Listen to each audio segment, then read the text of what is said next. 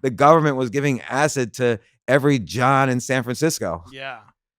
Yeah, I mean, MK is very interesting because it's these things that people just really don't know about. But it's definitely true. But it's always definitely labeled a true. conspiracy. It's always labeled a conspiracy. It was a government basically trying to figure out how to control people's minds through psychedelic drugs, through certain tests, through depending on who you talk to, through very traumatic events that they either put people through or took people from those traumatic events. And so, so the reality is you have during the Cold War, you had the Russians and us basically trying to create super soldiers. We're experimenting with the idea of what would it take to create somebody who was, we could split their mind up so that they were the super spy, that they, wouldn't be able to confess any information because they genuinely didn't know it because that was in one part of their brain they couldn't access. It was one personality and the other person. And, what about a Manchurian candidate where you could essentially just have somebody be the president or be a senator, but literally be secretly controlled by,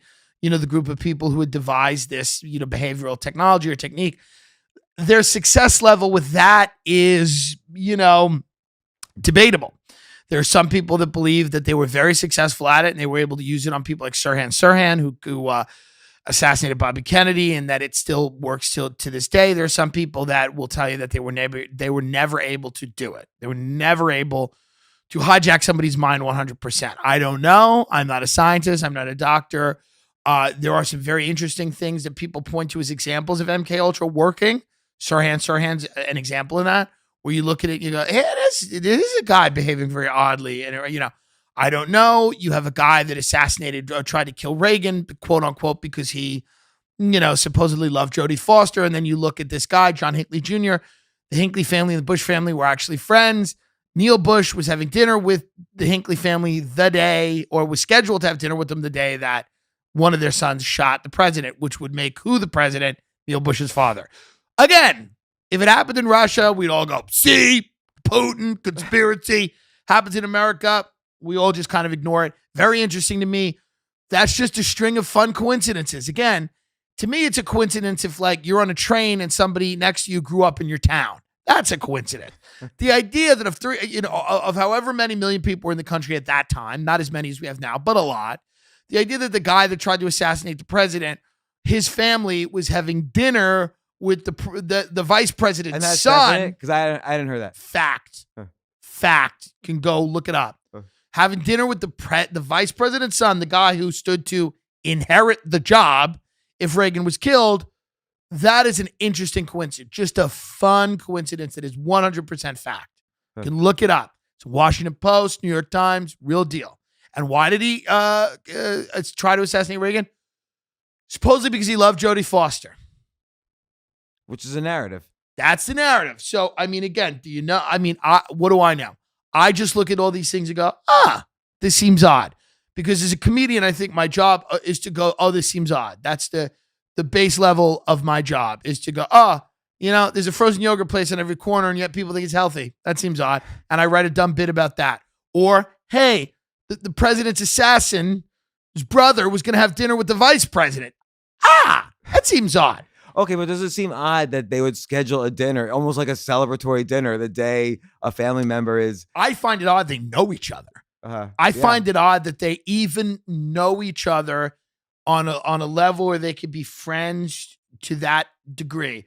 Of all the people in the world that tried to assassinate the president, the idea that their families are close, and again, does it necessarily mean something I don't know, but it makes you look in a country that was a mature country that was being dealt with honestly by the press.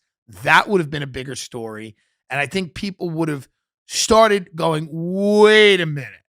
We want answers on this more than just JFK. Same thing. We want answers on this. Yeah. By the way, you took a photo of yourself at the X, which, by the way, is very weird. Yeah. As you pointed out, that in Dallas, there's an X right at the spot where John F. Kennedy was shot. Yes. A week earlier, my wife, Robin, and I, we were in Dallas and did an Instagram video right at the X. And there's I don't know if you met this guy. There's a guy standing right there. At least he was then. Yeah.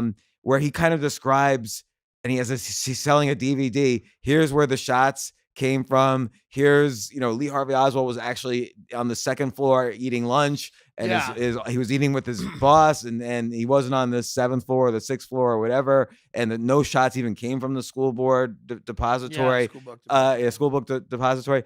So I sort of feel like that was clearly a conspiracy or some kind of cover up, but for whatever reason, nobody wanted to investigate it. Well, nobody wants to investigate anything. I mean, and that's the reality. People don't want to investigate it.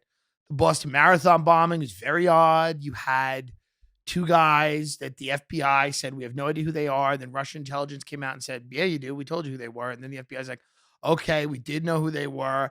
And then it comes out that the FBI had some prior relationship with them, even though they've kind of denied this. And then they had to kind of walk back their denial. And it was probably a case of like the FBI recruiting them as informants. And then maybe something had happened, because the FBI does this all the time. This is how the FBI, does a lot of their work, is through the use of confidential informants. This is what they do. They entrap people. Entrapment is what the FBI does. They send a guy into a mosque with a bomb, and they try to get 3 other people to agree to go bomb somewhere, and then they go, you're all in jail. This is what the FBI does. There's FBI agents right now in an office in Virginia pretending to be 15-year-olds on the dark web, entrapping substitute math teachers that are pedophiles. I mean, this is just what they do. So, right, I don't know if you remember. Well, it was before you were born, but in 1980 there was, or 1970, there was the whole ab scam thing. Yeah, where the FBI pretended to be sheiks, bribing all these politicians. Of course, total entrapment. Yeah. Whitey Bulger, they have informants. This is what they do. And a lot of times they let those informants go out and do bad things as long as they keep informing. So the Boston Marathon bombing happened, and the FBI was like, we don't know who these guys are. And then Russian intelligence was like, we told you exactly who they were.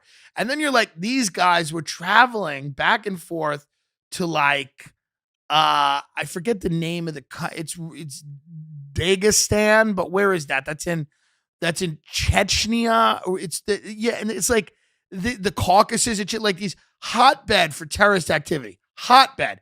And they're coming back and forth to America, and it's okay and it's fine. And then eventually this horrible bombing happens and people start asking questions, and it's very weird. And they shut down the whole city of Boston. They catch these 2 guys in a boat. They're trying to kill both of them. Clearly, they end up killing one of them. And then the trial's really not covered. And then they put SAM, special administrative measures, on the attorneys. Not only the Dzhokhar Tsarnaev, but also the attorneys can't speak. The attorneys can't go and be interviewed about this whole thing. And then the reason they give for that is, well, national security. We don't want to inspire other terrorist acts. But they were very clear that these 2 acted alone. So it's like, well, if they acted alone and they're not part of a larger network, then why would an attorney being interviewed about the case?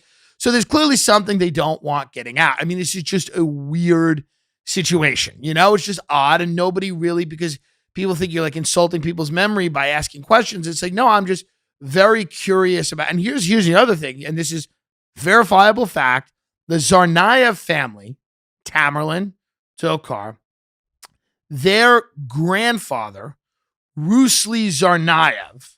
You're gonna love this because this is just fun and it's factual. Rusli Tsarnaev, who's their uncle. He's not their grandfather, he's their uncle. Because I'll make this point and somebody will be like, it's actually their uncle, as if they've done anything. It's like, it's the same, Their uncle, Rusli Tsarnaev, married Samantha Fuller. Samantha Fuller is a daughter of Graham Fuller. Graham Fuller was a career, not only CIA agent, but the architect of our like Mideast policy for the CIA. Big CIA guy. Big CIA guy's daughter marries Rusli Tsarnaev. His grandchildren or his nephews become the first terrorist attack on our soil since 9/11. Interesting. Very weird. Shadowy labyrinth of connections there. I don't know what that means. I can't tell you what it means. I know that that's a fact. And I know that that's very interesting for me. And it's an odd coincidence that this guy married into a CIA family and his nephews end up having some type of relationship with the FBI that the FBI doesn't come out about. And then they end up doing this horrible thing in Boston. It's weird. And a mind like mine, it's hard to shut those things off. Well, but I think that's the solution. Like you say, like this scares you at night, all of these things. I think the solution is doing what you do, which is asking why, talking about it. And you're able to say, hey, I'm just a comedian. And that kind of like passes Yeah. passes over the newspapers and all these people who try Right. to deny or refute. Like, hey, I'm just a comedian. I'm just saying this thing looks interesting and it's funny. Right. And which is what Jon Stewart would always say, right? So Jon Stewart really was the only actual news source in the Yeah, it country. was very And funny. and if anyone ever called him on it, he said, "Oh, no, no, I'm not news. I'm just a comedian." But he was actually the only news source. Everyone Yeah. even said, "This is my Yeah. news source." Yeah. And I think It's now, true. I think there was this wave where everyone was reading, like, let's say a decade ago, there was all these popular self-help books, and then you have, for the past 3 to 5 years, all of these popular intellectuals that kind of did the podcast scene. And then now I think, though, the real voices are comedians like yourself, like some others who are, you're seeing them. Your podcast, I imagine, has been Yeah. shooting up in downloads for the past 2 years, Yeah, yeah, yeah. because now this is the voice. It's the only voices people can trust, because you're asking the why, and there's no rules about what conditions you can put on it. So you can connect the dots any way you want, and then it's up to people to decide whether to trust it or not. Right. And I mean, that's the thing. I mean, what I do is entertainment, but there is some info there. Everything, I'm not lying about everything I'm saying. You could Google it, you could verify it, you could check it out. So it checks out. The conclusions you draw are your own, and I wrestle with them. I have different conclusions every night Yeah. about it. I'm like, what